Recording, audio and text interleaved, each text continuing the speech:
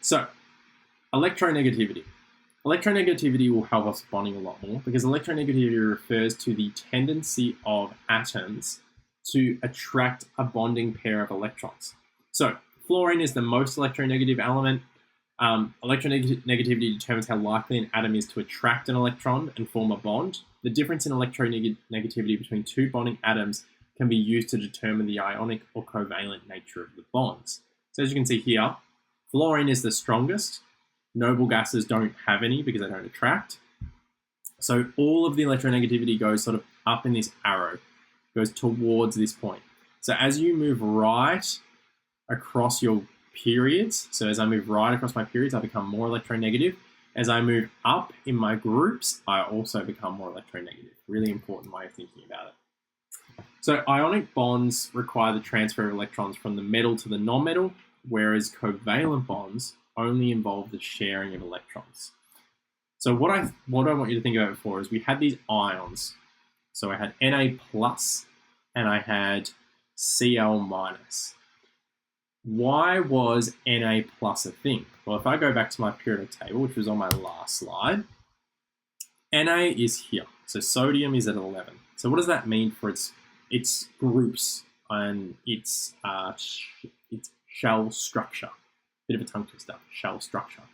What it means for its shell structure is that sodium goes 1s, 2s, 2p6. So it fills its P and its S, and then it starts a 3s1. Who wants to be a 3s1? You're only stable when you have 8 in your outer shell, minus that first shell. So no one wants to have 1 in its outer shell. So what does sodium do? Sodium knocks off one of its electrons and goes, I don't need you. I'd rather be positively charged than have these extra electrons. So that's what it does. It knocks off that electron.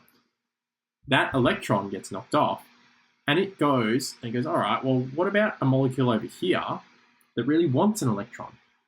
Well, chlorine really wants an electron because chlorine has 1s2, 2s2, 2p6, so it's got 2 full shells, and then it's got a 3s2, and then it's got a 3p5.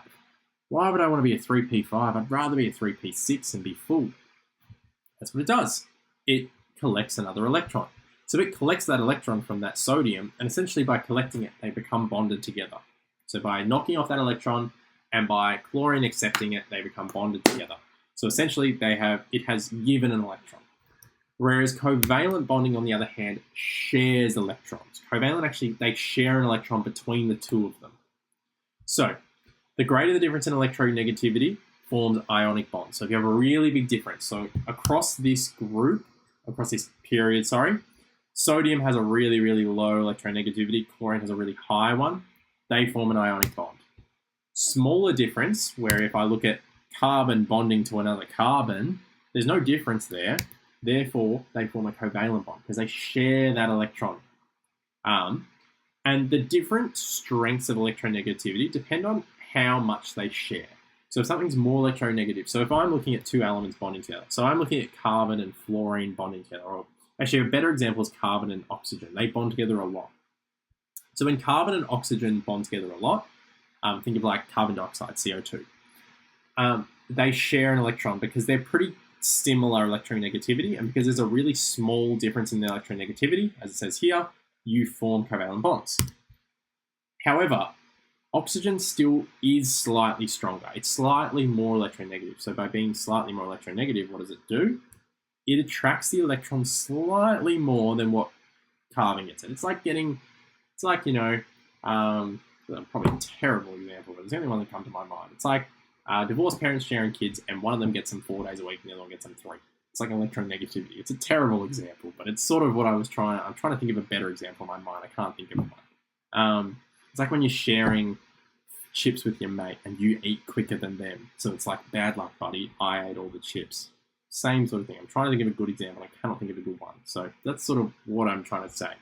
But essentially, when these two bond together, this oxygen takes more of the electron. By taking slightly more of the electron, there is a very, very slight negative charge on the oxygen. Very, very slight. Just because it takes the electron a little bit more. The carbon, on the other hand, becomes a tiny bit positive. It's very, very slight. We don't even call it positive. We just say it's slightly positive. It's this tiny little bit of positive charge. That difference in sharing the electron makes that molecule polar. So as we talked about earlier, polarity, it makes that molecule polar. Polar molecule.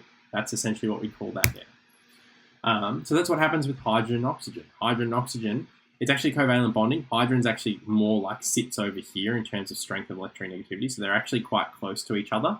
Just because of this gap, it's a little bit different. Essentially, these two are actually quite close to each other in electronegativity. And essentially, they have covalent bonds, but the oxygen's slightly stronger in attraction.